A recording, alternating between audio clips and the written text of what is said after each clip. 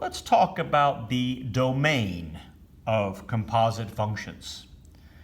So our objective, find the domain of a composite function.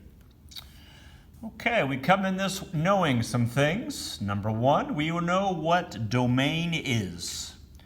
Domain is the set of all values that go into a function. Now remember, the function must work for all values we give it. So we must get the domain correct. If the function doesn't work for a particular value, that value is not in the domain. Second thing we know is what a composite function is.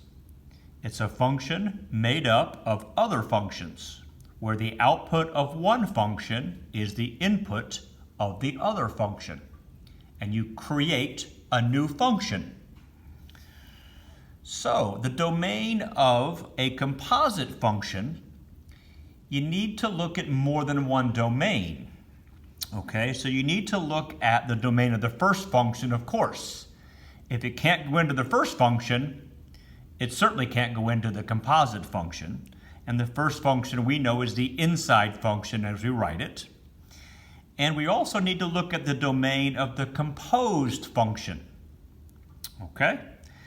The requirements of both of these domains need to be met, the first function and the composed function, in order to be in the, if you will, final domain, or the domain of the final composed function.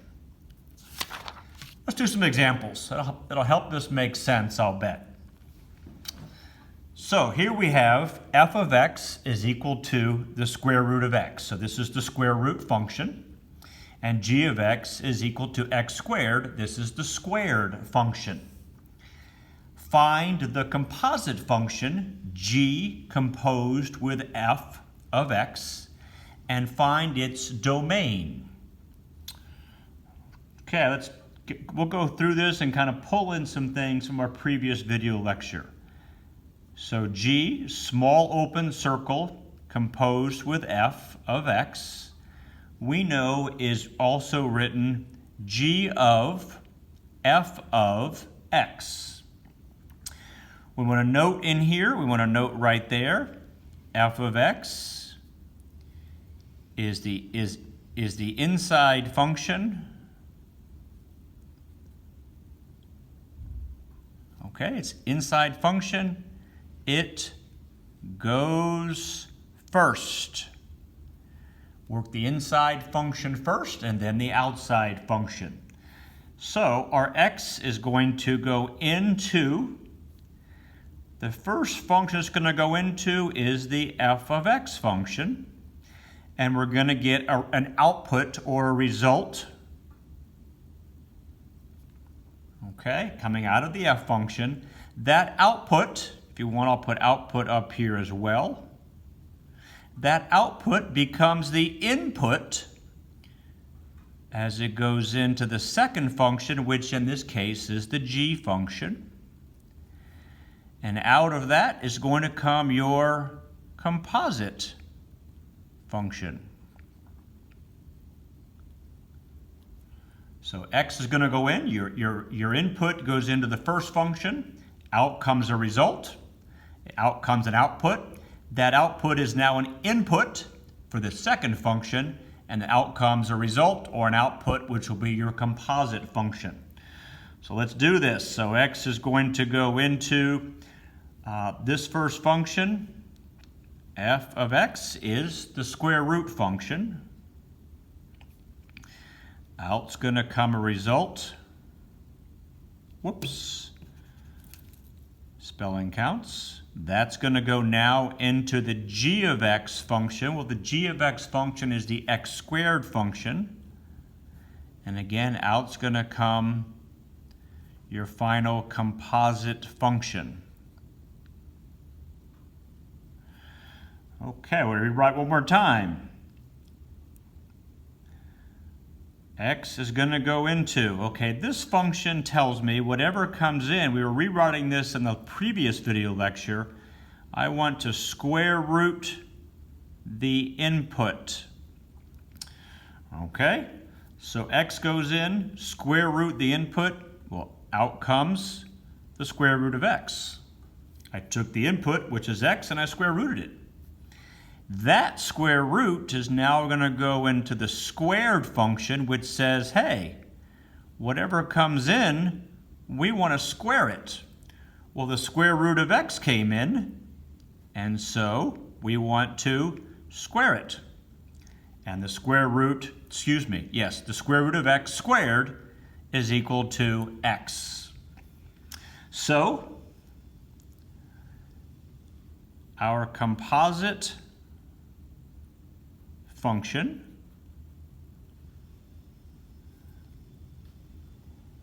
g of f of x is simply x.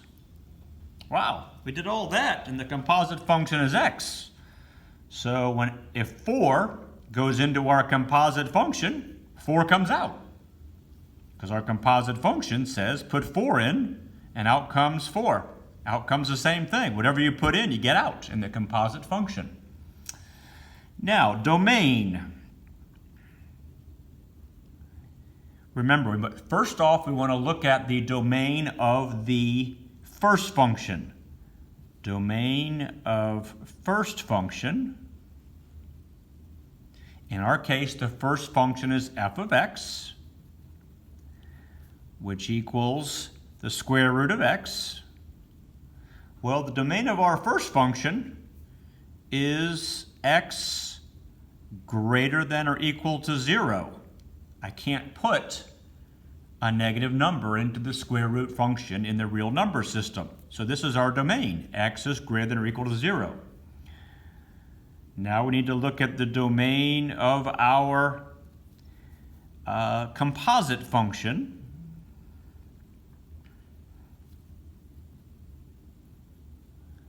And our composite function, we haven't given it a name yet. If you want to call it something, you can say it's h of x if you want to. I'm just going to write it in. Our composite function, we'll write it this way. We haven't given it a separate name, so I'll just call it f of g of x. And that function says x. That's our composite function. The composite function is x. Well, that's all real numbers. There's no restriction. There's no restriction on the function that says give me back what you put in. All right, so the final domain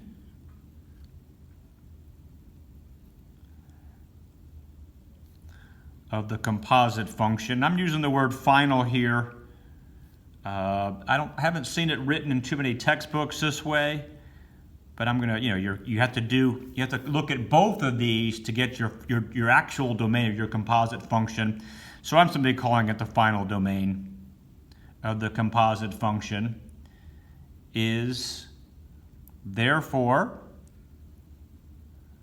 okay, well, we look at both of them. They both have to work. Well, if this is all real numbers and this is greater than or equal to 0, well, in that case, it's therefore greater than or equal to 0. So because again, you have to choose this. You have to make sure they work for both. Well, numbers that are greater than or equal to 0 are in all real numbers, but all real numbers include the negatives. And since they're not included here, this is our domain for our final domain for the composite function, which we can write as 0 with a bracket in interval notation up to infinity. There's the final domain of the composite function. Okay, let's take a look. Let's do the same kind of thing. And I'm going to use these exact two functions, but we're going to do f composed with g of x. So example 2 here. And notice I'm doing a lot of writing here to show you all the steps I'm kind of getting into. It does get easier and you can do less and less, but I'm really making the effort to show you all the steps. So again, our f function is equal to the square root function. What goes in gets square rooted. Our g function is equal to the squared function. The input gets squared. We want to find the composite function f composed with g of x, so I reversed these this time, and its domain.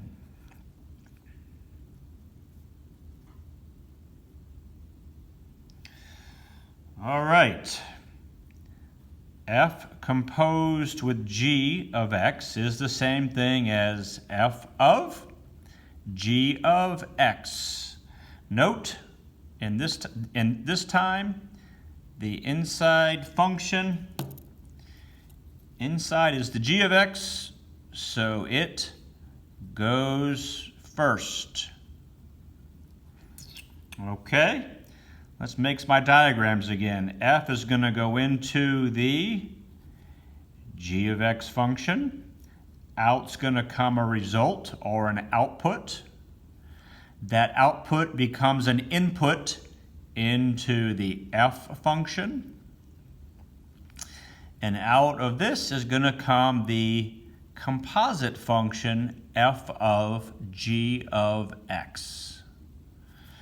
All right, I'll rewrite it again. The g of x function is the function x squared. It's the squared function. Out's going to come the result after I do the squaring. That's going to go into the f function, which is the square root function. And out of that is going to come the composite function. All right, let's run it in.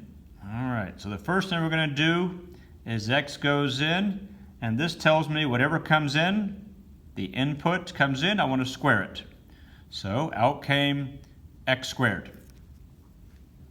Excellent. That's now going to go into the g function, the f function, which says square root the input. Okay. I'm going to take the input, which is x squared, and I'm going to square root it. Well, the square root of x squared is equal to x. We got the exact same composite function. Our composite function, f of g of x is equal to x. So our composite function again says, when you put a number in, it goes through the function and it comes out just as it went in. Put in -1, chicka chicka chicka, out comes -1. Now we got to check our domain, but this is saying here, without knowing our domain, put 2 in, it goes through here, and it comes out. So now let's check our domains. Domain of the first function, because that one has to work. So the domain of the first function, well, that first function was the g function. That was our first one this time, and our g function was the x squared function. Well, that is all real numbers. We can put any number we want into the x squared function. Yeah, no problem there at all. Let's take a look at the domain of our composite function. So domain of the composite function. And remember, our composite function is f of g of x. And what comes out is x. Well, that's also all real numbers. You know, the domain of x is all real numbers.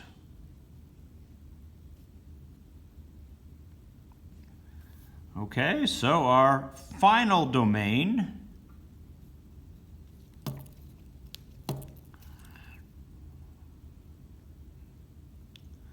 of the composite function, the one we're the one we want to note, because we had to include both to come up with the final domain, is therefore, all right, all real numbers. Well, let's see, I can actually just write that in set notation. Is therefore from -infinity to infinity, all real numbers is the final domain.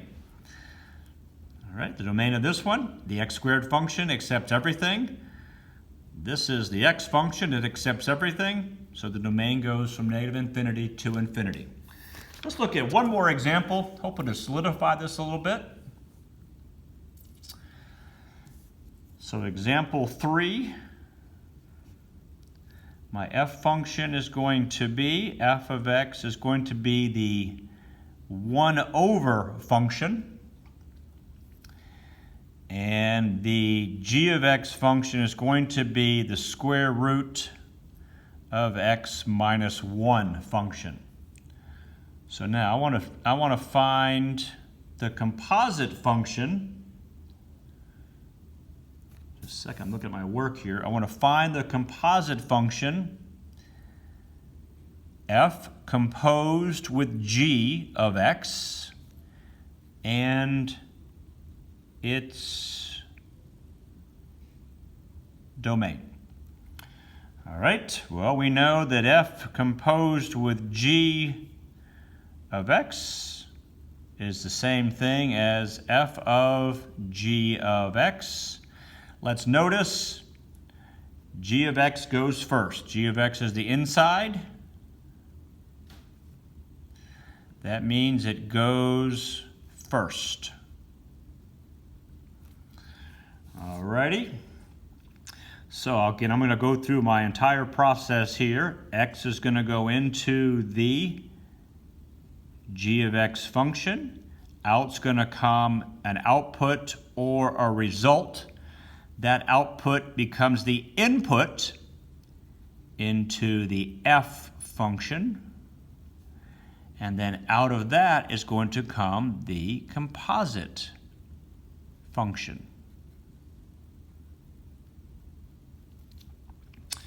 All right, so that tells me that f is going to go into, the g of x is the square root of x minus 1. So x goes into the square root of x minus 1, g of x function. Again, out comes a result. That's going to go into the f of x function, which is 1 over x. And again, out's going to come our composite function. Let's do it. X is going to go into this function. This function says, take the square root of the input minus 1. All right. I'll take the square root. The input was x, and I'll subtract 1. That's my result. That's going to go into the f function, which says 1 over the input. All right, out comes 1 over the input. Well, the input is the square root of x minus 1, the square root of x minus 1. So, our composite function, f of g of x, is equal to 1 over the square root of x minus 1.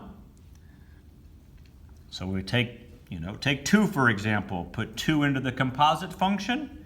1 over the square root of 2 minus 1 is 1 over 1, and that's 1. So 1 will come out of the composite function. Domain. All right, domain of we need to find the domain of this, which means we need to look at the domain of both the first function, and we need to consider the domain of the first function. The domain of the first function, well, the first function was the g function, which was this. Okay, the first function was g of x, which is equal to the square root of x minus 1, is, well, x must be greater than or equal to 1. If it's less than 1, we get a negative underneath here. If it's equal to 1, 1 minus 1 is 0. We can take the square root of 0. And greater than 1, we always have a positive. So the domain of our first function, g of x, is all x's greater than or equal to 1. What is the domain of our composite function?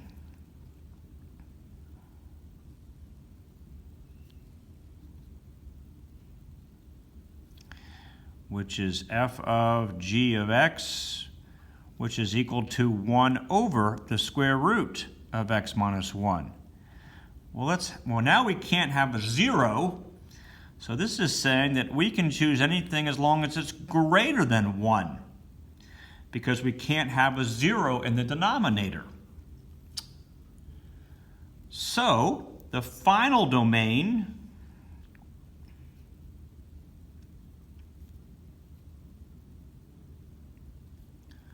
of our composite function has to take into account both of these, has to work for both, and this is the one that works for both.